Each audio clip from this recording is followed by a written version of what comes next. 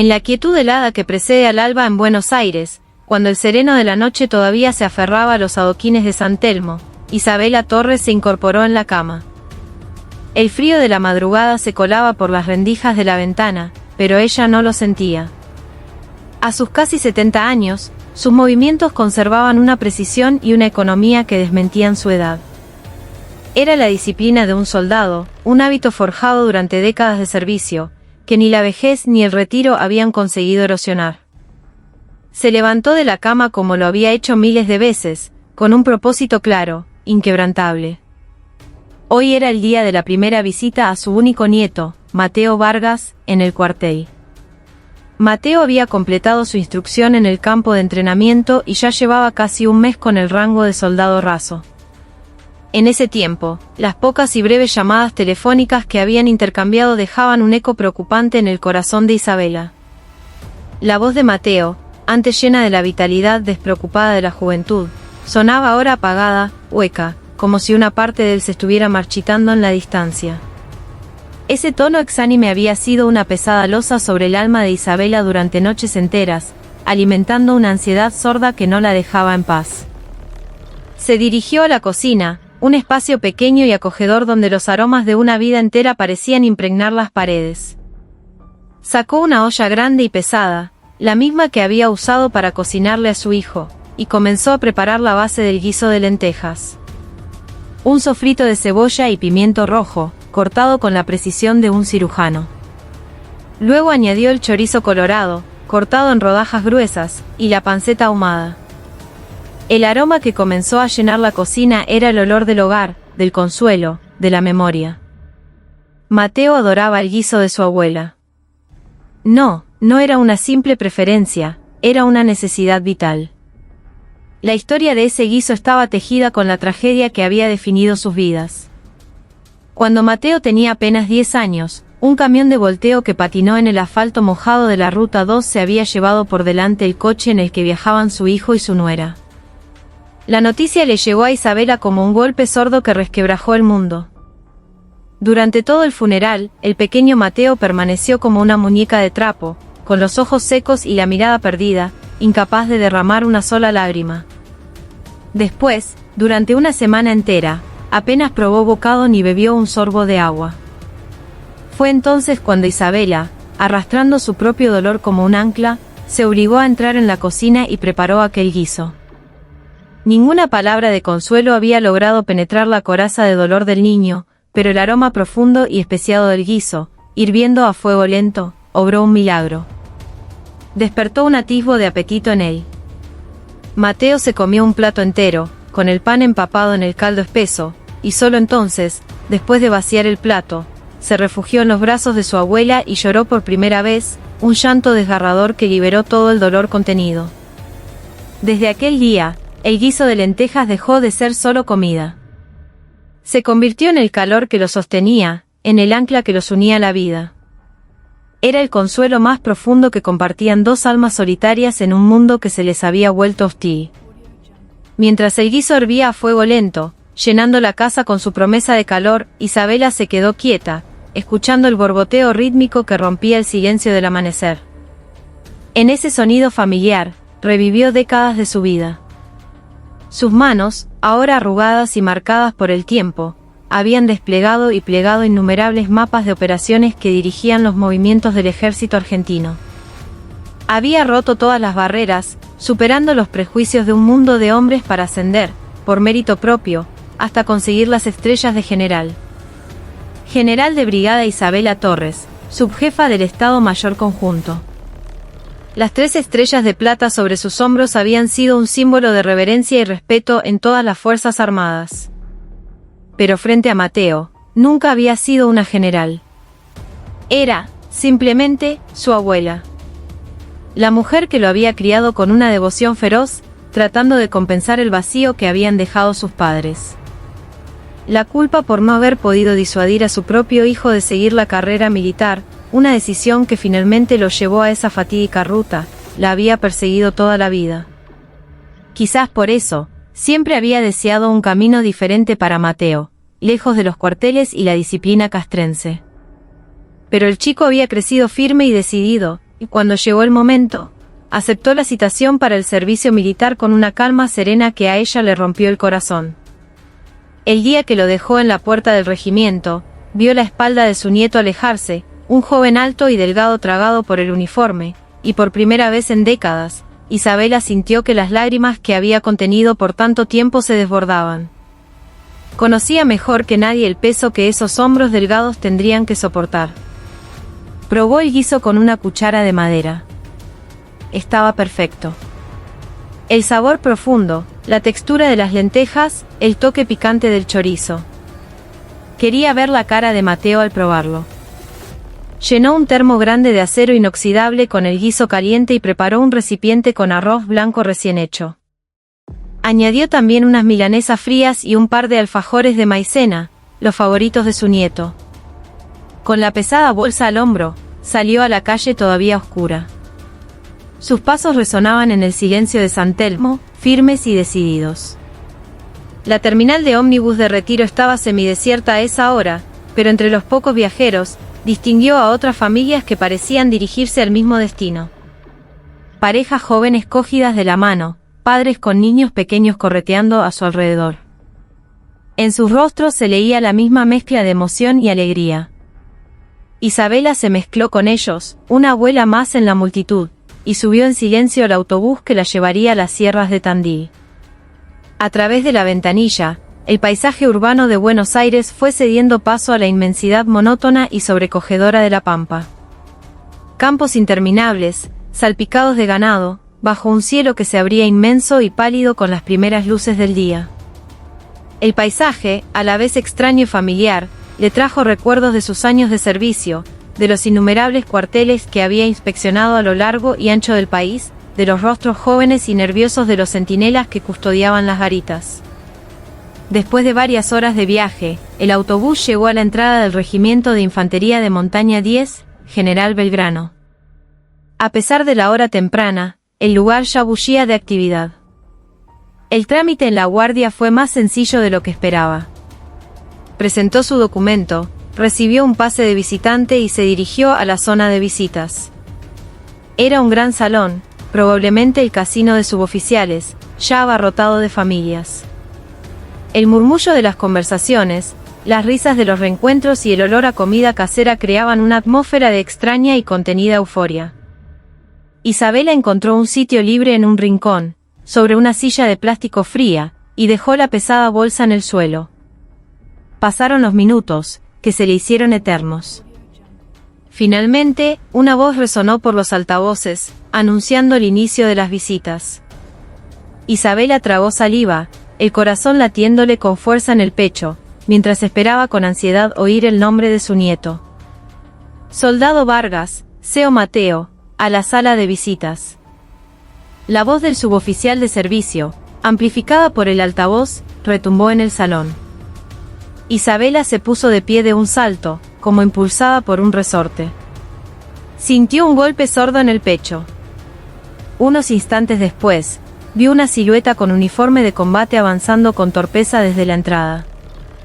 El uniforme le quedaba grande, holgado, y a los ojos de su abuela, aquel joven soldado parecía infinitamente vulnerable y frágil. Era su Mateo. Isabela levantó la mano y forzó una sonrisa radiante. Mateo. Acá, cariño, la abuela está acá. Mateo giró la cabeza y la vio. Pero en su rostro apenas había un atisbo de alegría. El chico que, en la ceremonia de fin de instrucción, había saludado con marcialidad y le había dicho, abuela, voy a dar lo mejor de mí, había desaparecido. El mes transcurrido parecía haberle arrancado toda la vitalidad. Tenía la piel pálida y terrosa, los ojos hundidos y sin brillo, como si hubieran perdido el foco. Y sobre todo, estaba su forma de andar, como si un peso invisible le aplastara los hombros. Avanzó hacia la mesa de Isabela con la lentitud de un hombre arrastrado contra su voluntad. Mi chiquito, cuánto trabajo. Vení, sentate, dijo Isabela con voz cálida, intentando cogerle la mano. Pero su gesto se congeló en el aire. Justo en el instante en que Mateo levantaba la cabeza con una sonrisa forzada, la cruda luz de los tubos fluorescentes del salón iluminó su mejilla izquierda.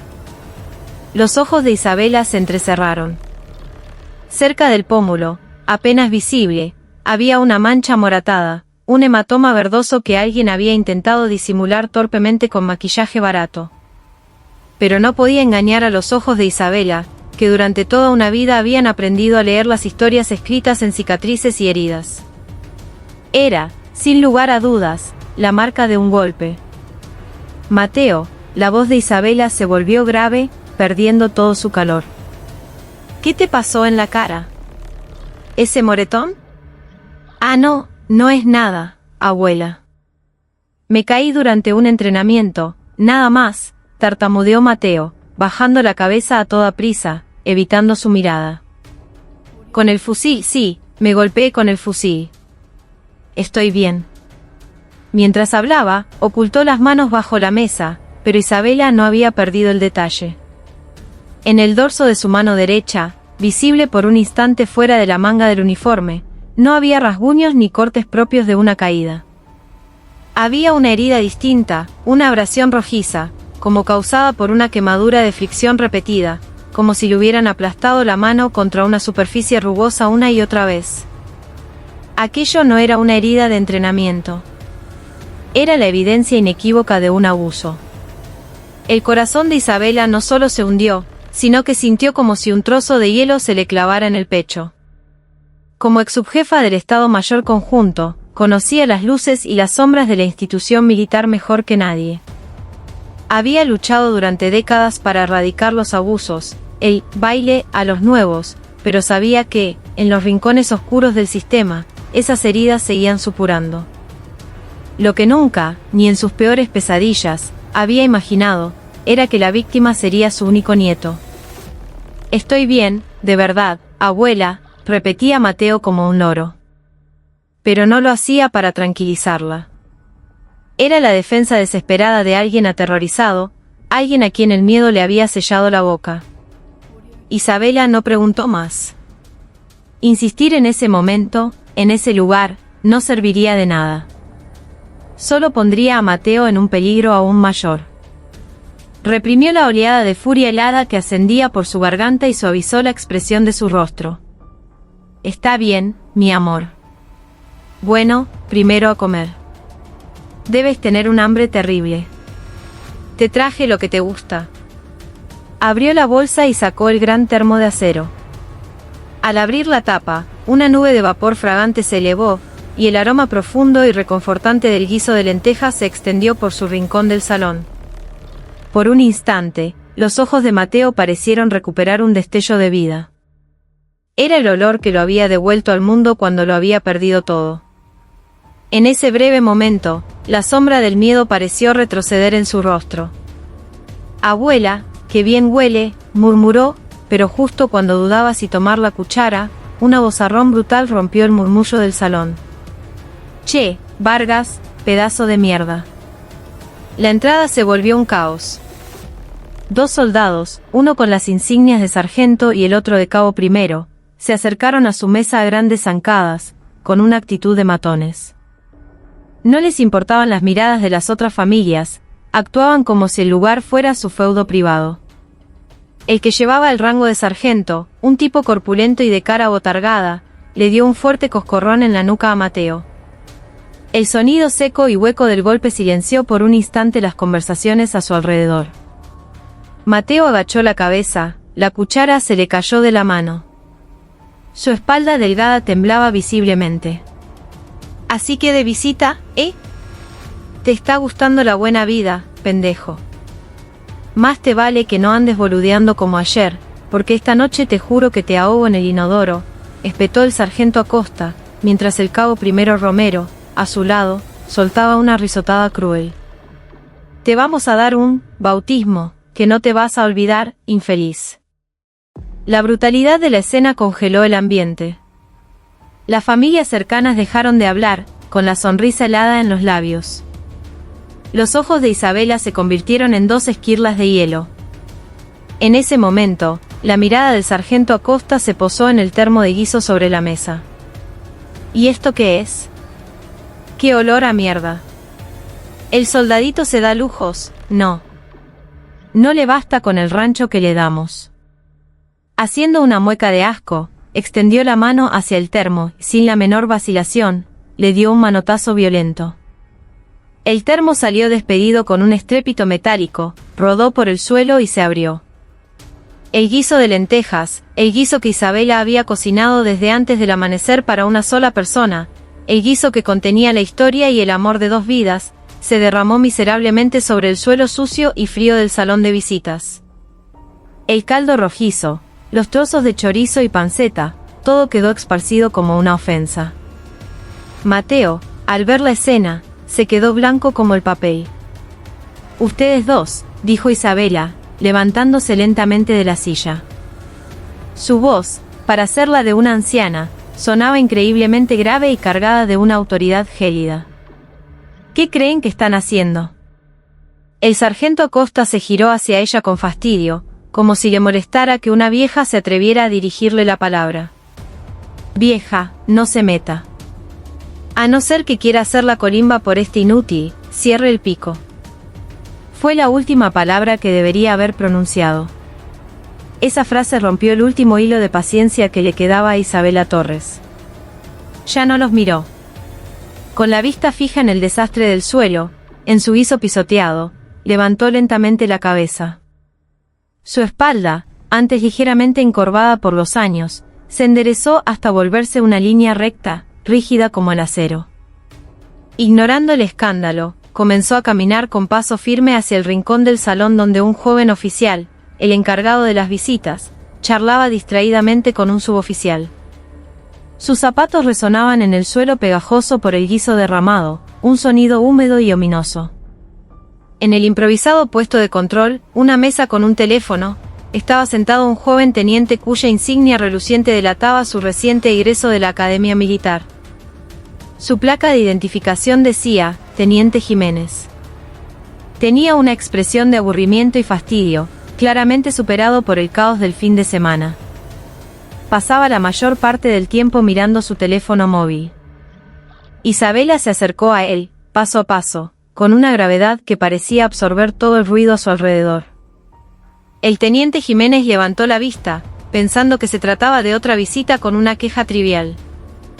Frunció el ceño y abrió la boca para decir «¿En qué puedo ayudarla, señora?», pero las palabras se le atascaron en la garganta.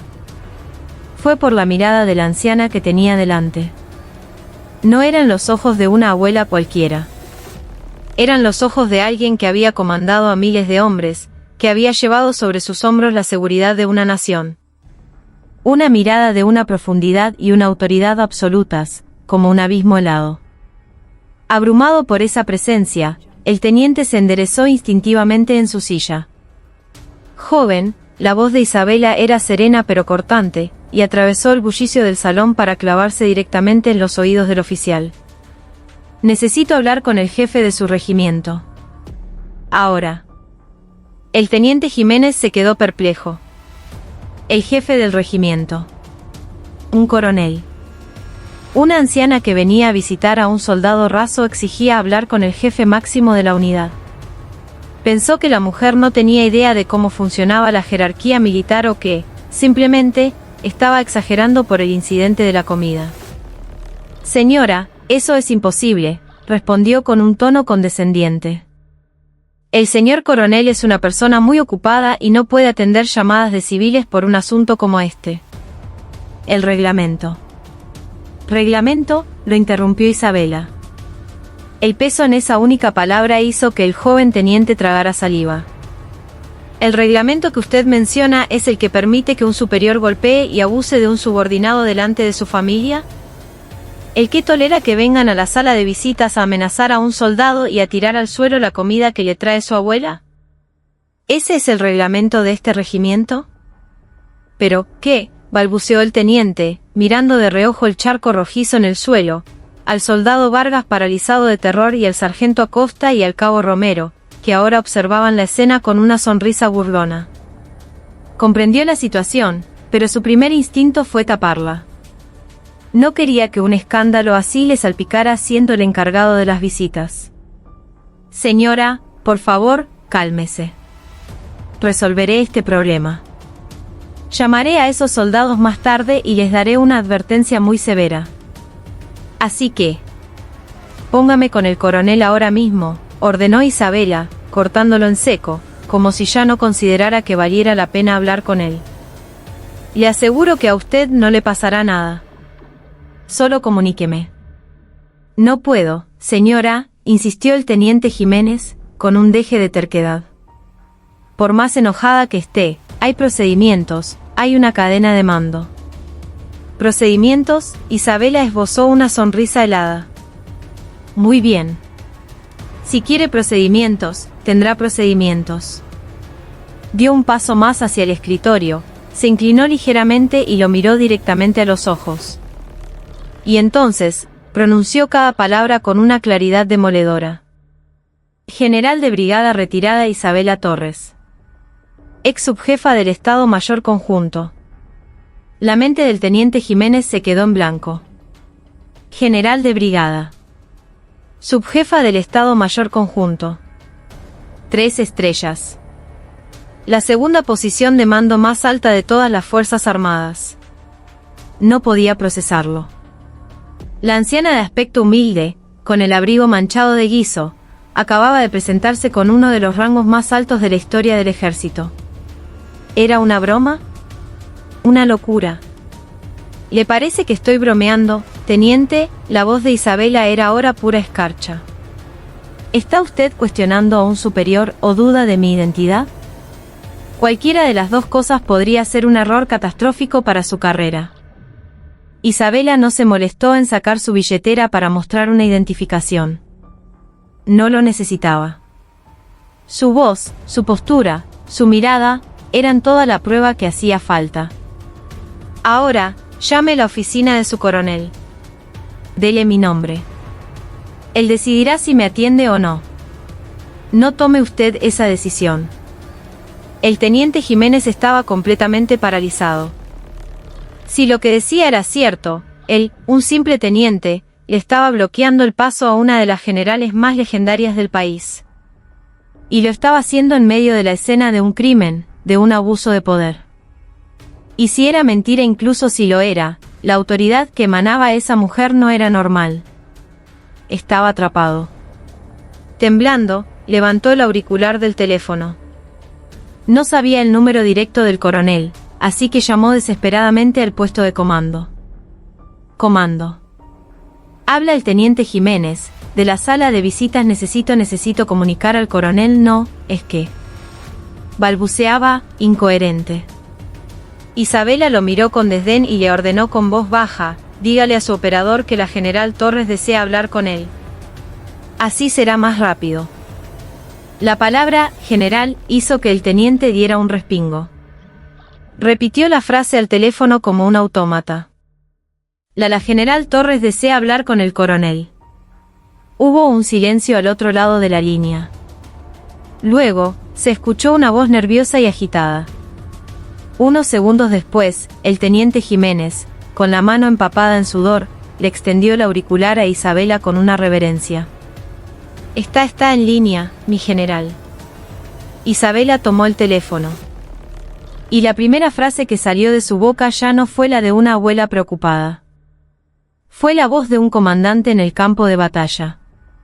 Habla Torres. La voz de Isabela al otro lado del teléfono era tan fría y afilada como el acero. En su despacho, el coronel mayor Ricardo Ferraro, jefe del regimiento, estaba revisando unos informes del fin de semana cuando le pasaron la llamada. El operador del puesto de comando, con la voz temblorosa, le había anunciado que la general Torres estaba al teléfono, algo que le pareció tan improbable que pensó que era un error. Pero al escuchar aquella voz inconfundible, se puso de pie de un salto, como si un rayo le hubiera atravesado. La sangre se le heló en las venas. La general de brigada Isabela Torres. La Dama de Hierro. La leyenda viviente del ejército. Cuando él era apenas un joven capitán, ella ya era una figura mítica, una estratega brillante y una líder implacable con la corrupción y la incompetencia. ¿Por qué? ¿Por qué demonios lo estaba llamando, y precisamente desde la sala de visitas de su propio regimiento? Mi general. A sus órdenes. Habla el coronel mayor Ferraro. ¿A qué debo el honor? Enseguida envió un vehículo para. Cierre la boca, Ferraro, lo cortó Isabela sin contemplaciones. Estoy en la sala de visitas de su regimiento. ¿En la sala de visitas, mi general? ¿Cómo? Venga y véalo usted mismo. ¿O es que mis palabras no le parecen claras? Quiero que venga aquí ahora mismo con su segundo al mando, el jefe de personal y el jefe de la policía militar. Le doy 5 minutos. Isabela colgó el teléfono sin esperar respuesta. El golpe seco del auricular al caer sobre la base resonó en el tenso silencio del puesto de control. El coronel mayor Ferraro se quedó petrificado durante unos segundos, con el teléfono mudo en la mano. 5 minutos. Segundo al mando. Jefe de personal. Policía militar. Esa combinación de personal solo significaba una cosa, un desastre de proporciones épicas. Una crisis que involucraba una grave falta disciplinaria, un posible crimen. Y había ocurrido justo delante de los ojos de la general Torres. Hagan sonar la alarma. Que todo el Estado Mayor se presente en la entrada. Segundo, personal, policía militar, todos. 5 minutos, en la sala de visitas. No es un simulacro, es una emergencia real. Corran, el grito de Ferraro sacudió los cimientos del edificio de comando. La paz del fin de semana se hizo añicos. De vuelta en el salón de visitas, un silencio extraño y denso se había apoderado del lugar. Isabela, después de colgar, había vuelto a su sitio y permanecía de pie, con la espalda perfectamente recta, contemplando el guiso derramado en el suelo. Mateo estaba pálido, más allá del miedo, en un estado de resignación absoluta. El teniente Jiménez, consciente de la magnitud de su error, no paraba de mirar hacia la puerta, retorciéndose las manos. Pero los más nerviosos eran el sargento Acosta y el cabo Romero.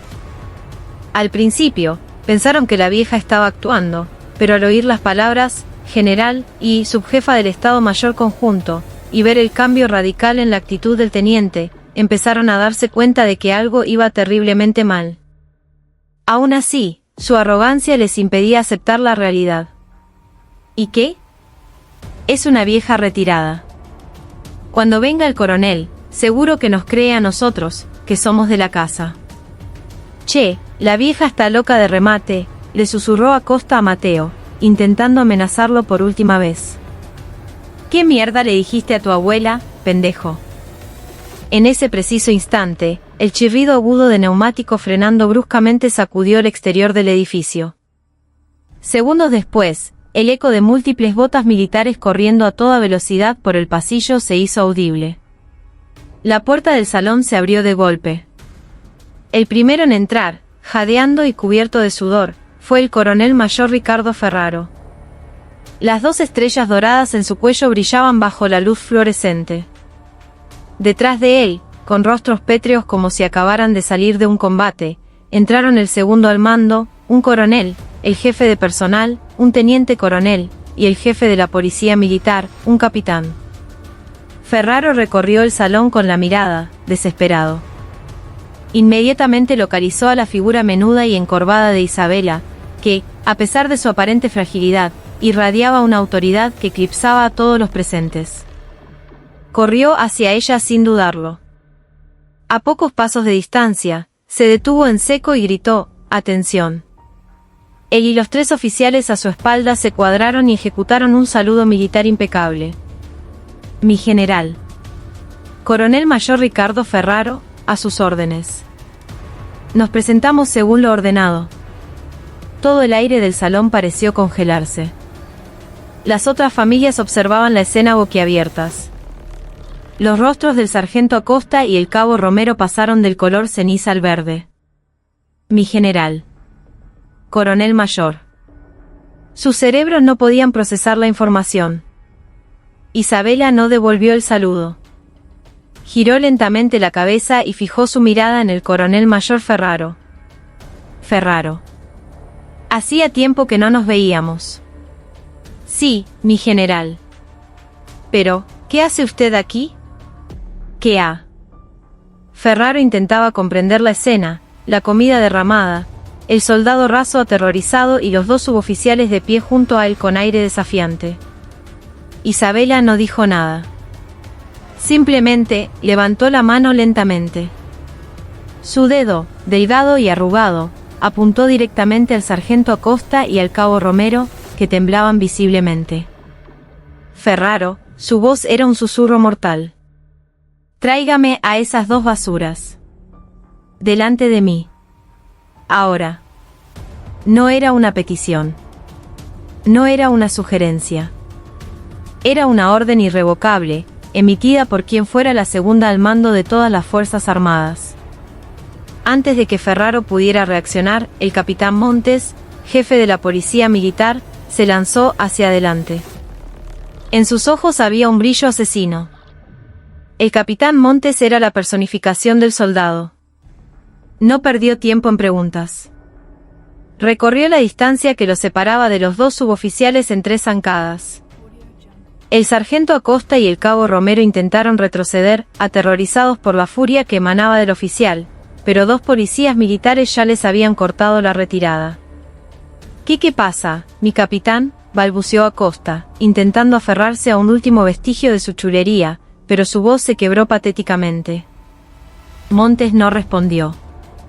Agarró a cada uno por la pechera del uniforme. Con una fuerza que parecía sobrehumana, levantó a los 2 hombres corpulentos como si fueran sacos vacíos.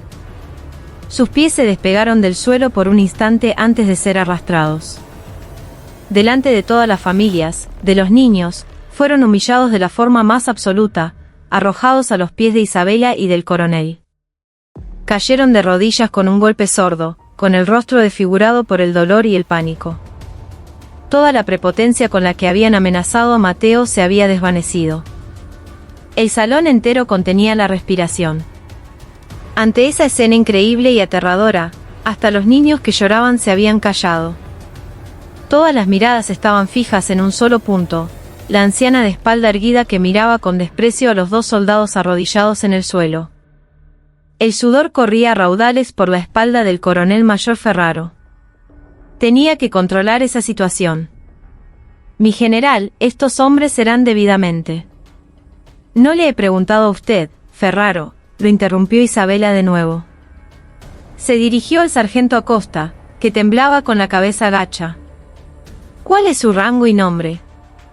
Sargento Acosta, Marcelo mi general, tartamudeó una voz apenas audible.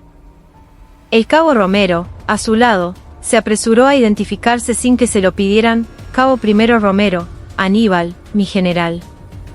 Levanten la cabeza. La orden tenía una fuerza ineludible.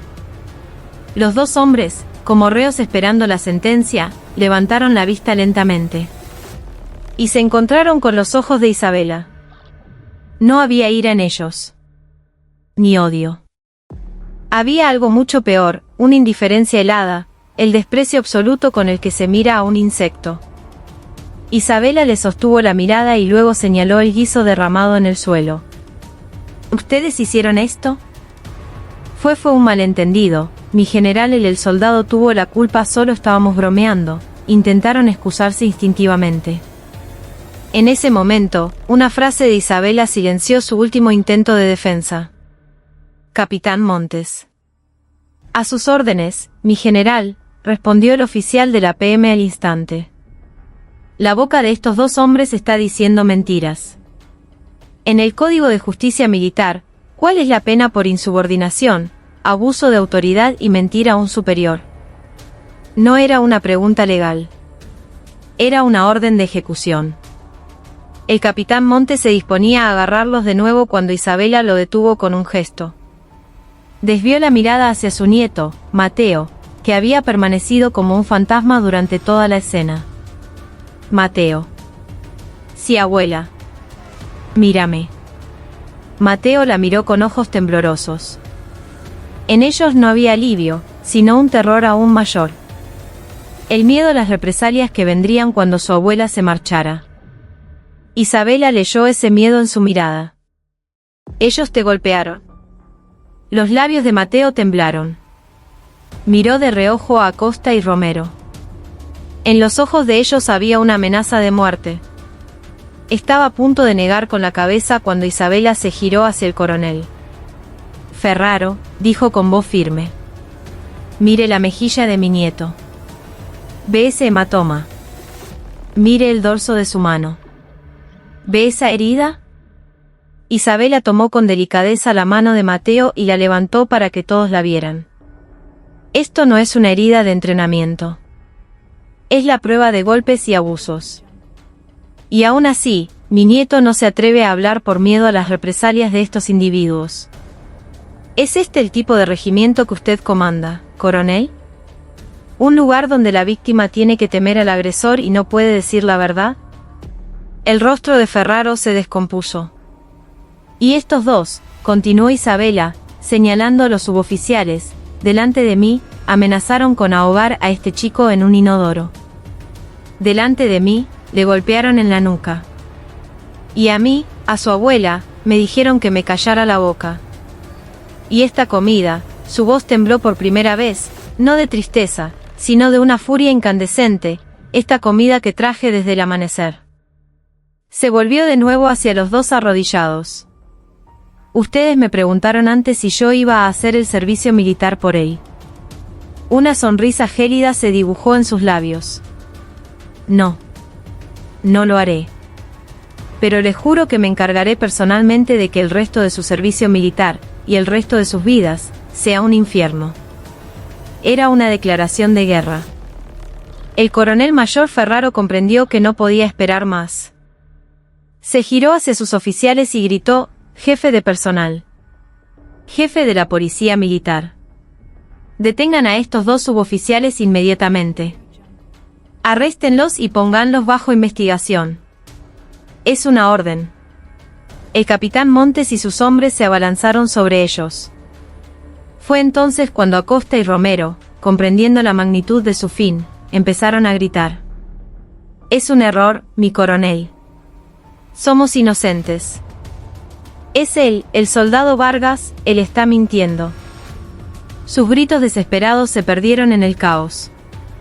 Sometidos por la policía militar, fueron sacados a rastras del mismo salón que, minutos antes, consideraban su coto de casa privado. La puerta se cerró tras ellos con un golpe seco, ahogando sus protestas. Un silencio pesado volvió a caer sobre la sala. Isabela, el epicentro de toda la tormenta, se acercó por fin a su nieto. La mirada de la general desapareció, y en sus ojos afloró de nuevo el dolor de una abuela. Con su mano arrugada, acarició suavemente el hematoma en la mejilla de Mateo.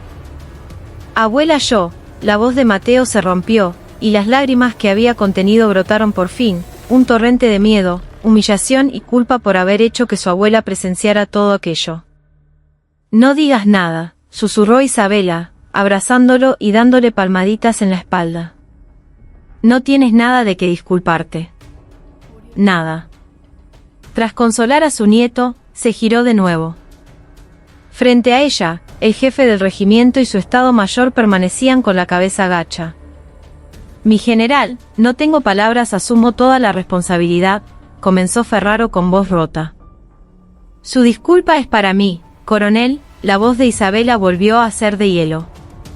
Levante la cabeza. Mire a los otros soldados y a sus familias. Su disculpa debe ser para ellos. Mientras su regimiento se pudría por dentro, ¿qué estaba haciendo usted en su despacho? Era una reprimenda fulminante, una sentencia de muerte para la carrera de Ferraro. ¿Cree que esto es obra de solo dos hombres? Nadie en esta sala, ni un solo soldado, ni un solo oficial, dijo, lanzando una mirada cortante al teniente Jiménez, hizo nada para detenerlos. Esto no es un incidente aislado, coronel. Es una enfermedad sistémica. Este lugar entero está corrupto. Isabela bajó la vista hacia el guiso derramado, ya frío. Hoy me quedo aquí. Sí, mi general. Inmediatamente prepararemos el alojamiento de huéspedes. Silencio, lo atajó. No me interesa su cómodo alojamiento. Voy a inspeccionar este regimiento personalmente. Ahora mismo. Jefe de personal, llamó. El teniente coronel, sorprendido, respondió, sí, mi general. Quiero que se registre el dormitorio y el armario de toda la compañía a la que pertenece el soldado Vargas. Sin previo aviso. Ahora. Y usted, coronel, viene conmigo. Le voy a mostrar, con sus propios ojos, la posilga que dirige. No esperó respuesta. Se agachó, recogió la tapa abollada del termo del suelo, y con ella en la mano, se dirigió a la salida. Mateo, llamó. Sí, abuela. Ven con nosotros. A partir de ahora, no eres su soldado. Eres mi testigo. Una extraña procesión salió de la sala de visitas. Una anciana a la cabeza, seguida por el jefe del regimiento y su estado mayor, y, al final, protegido por la policía militar, un aterrorizado soldado raso.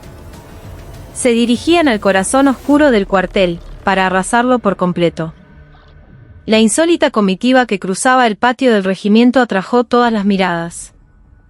La imagen de un coronel mayor, la máxima autoridad de la base, siguiendo con la cabeza gacha los pasos de una anciana, era un espectáculo surrealista que dejó perplejos a todos los que la presenciaron. El rumor se extendió por el cuartel como un reguero de pólvora. Algo muy gordo está pasando. El coronel está siguiendo a una vieja como si fuera su asistente. Isabela ignoró por completo los intentos de Ferraro de guiarla. Solo se dirigía a su nieto. ¿Dónde está tu dormitorio, Mateo? En el edificio de la tercera compañía, abuela. Guíanos. Mateo dudó. Aquel lugar era su infierno personal. Llevar a su abuela, llevar a la cúpula del regimiento a ese espacio de humillación, le aterrorizaba. Pero la mirada de Isabela era inexpugnable.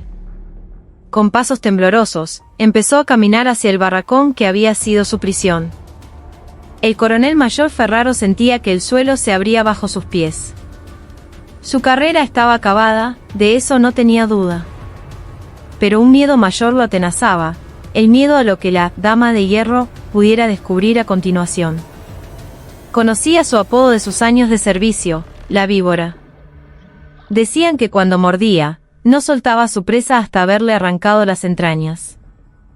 Llegaron a la entrada del barracón de la tercera compañía. Un suboficial de guardia, al ver aparecer sin previo aviso al coronel y a todo su estado mayor, salió corriendo, estupefacto. Mi coronel. No esperábamos. No haga un escándalo, lo cortó Ferraro, secándose el sudor de la frente.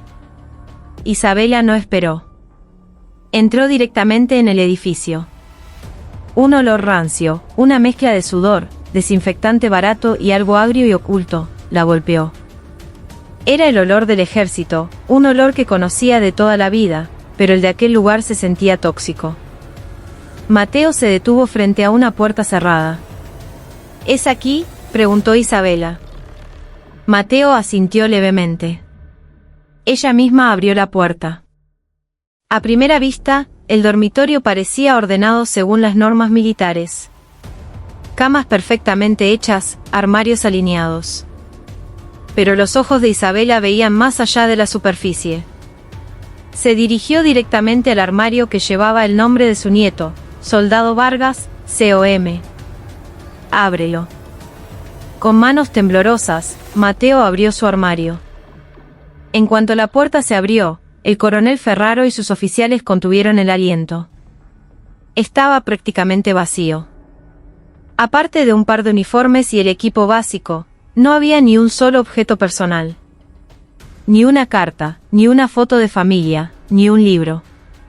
¿Dónde están tus cosas, Mateo? Las perdí, abuela. ¿Las perdiste?, repitió Isabela en voz baja, sin mirarlo. Señaló el armario de al lado, que tenía una etiqueta, Sargento Acosta, M. Capitán Montes. Abra ese armario. A la fuerza si es necesario. Justo cuando el capitán de la PM iba a usar una herramienta para forzar la cerradura, el suboficial de guardia llegó corriendo con una llave y lo abrió. Al abrirse la puerta, un hedor a comida podrida inundó el aire y una avalancha de objetos cayó al suelo.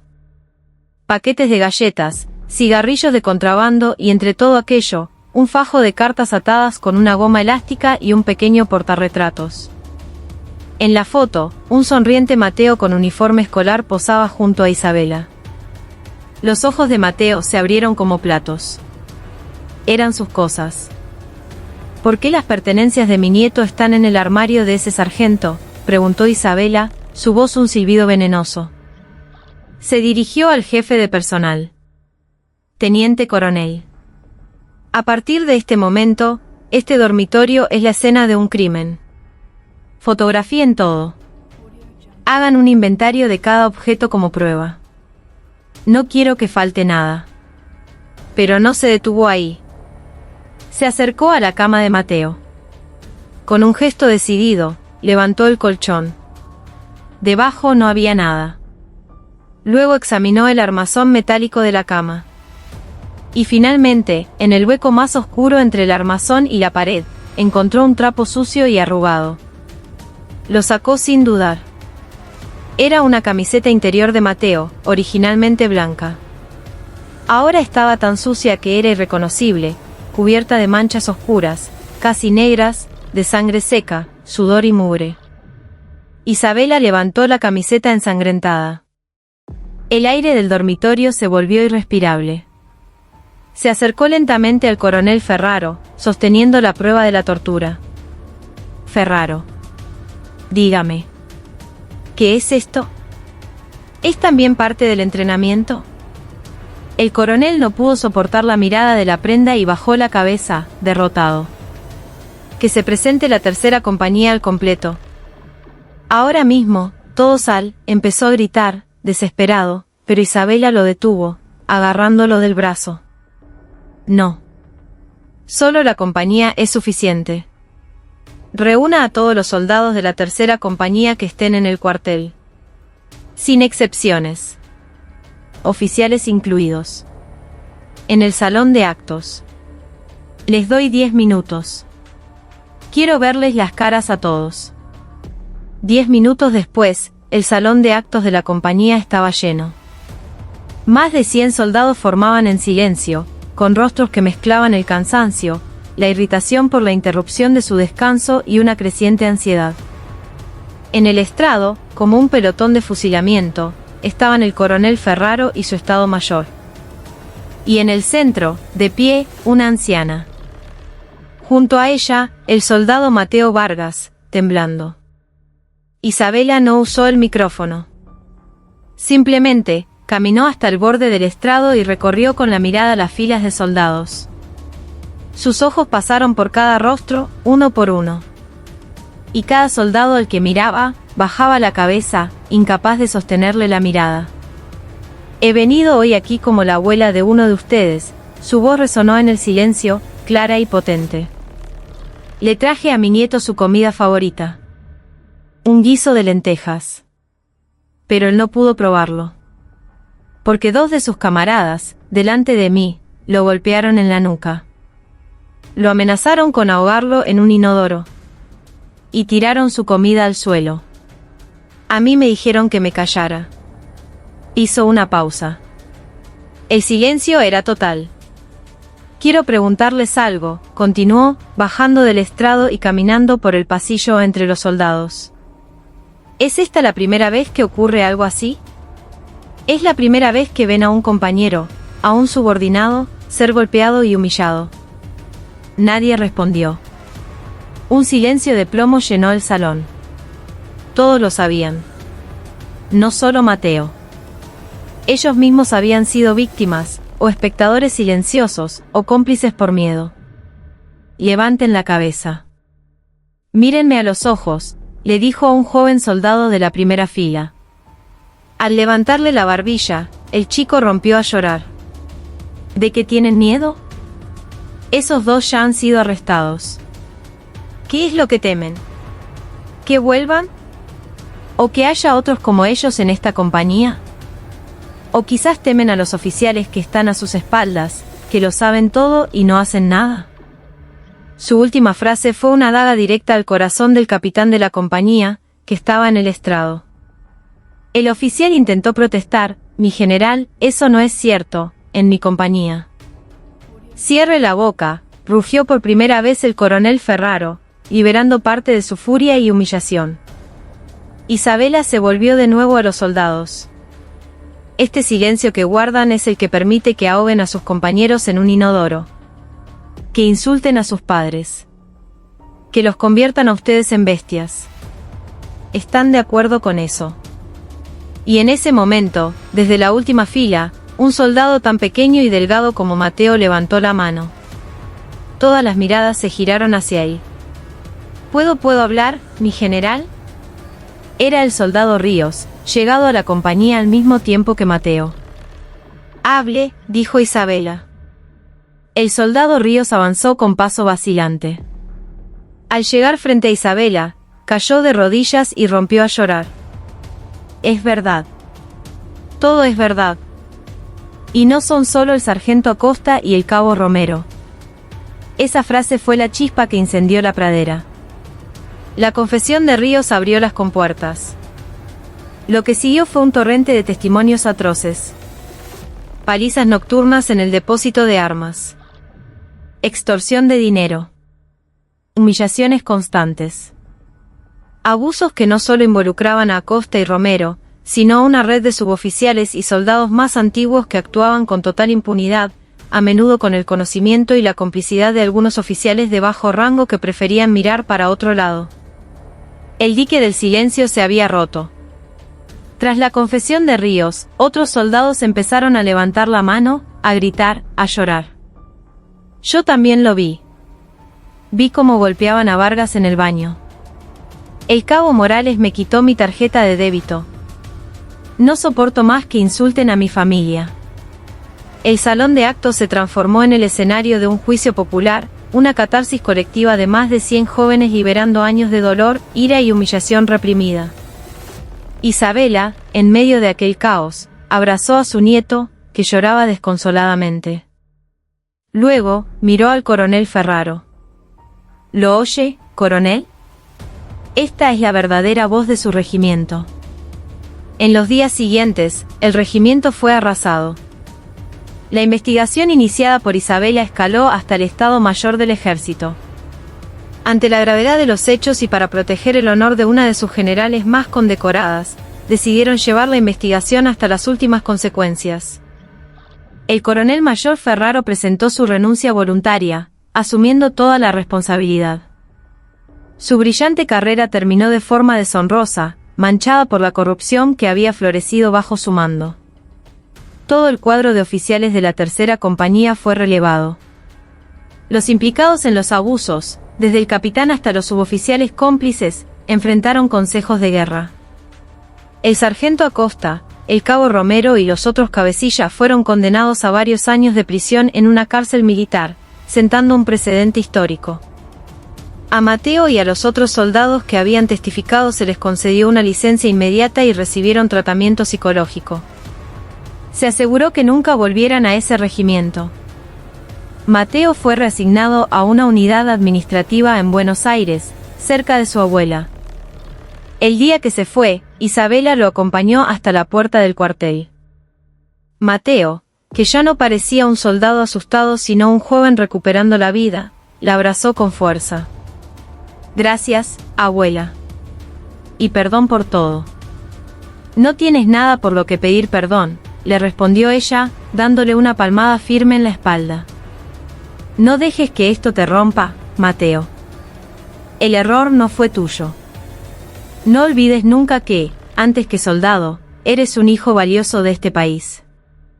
Ahora, donde quiera que vayas, come bien y sé fuerte. Aunque Isabela se retiró definitivamente de la vida pública tras el escándalo, la onda expansiva que generó no se detuvo. El caso de la tercera compañía forzó una reforma profunda de la cultura militar en todo el país. Se crearon nuevos canales de denuncia, más seguros y anónimos, y se instituyó un comité de supervisión para erradicar los abusos.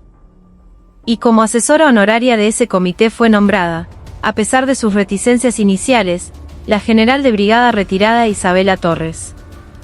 Con la misma tenacidad que la había caracterizado toda su vida, se dedicó a construir un sistema que protegiera a los futuros Mateos. Unos meses más tarde, un sábado por la mañana, Isabela estaba en su cocina, en San Telmo. Sobre la mesa, una carta de Mateo. Le contaba que se estaba adaptando bien a su nuevo destino, que había hecho amigos. En sus palabras ya no había miedo, solo los planes y las pequeñas preocupaciones de un joven de 20 años. Isabela sonrió, dobló la carta y se acercó a la olla que hervía a fuego lento en la hornalla. El aroma profundo y reconfortante del guiso de lentejas llenaba toda la casa. El calor que se había derramado en el suelo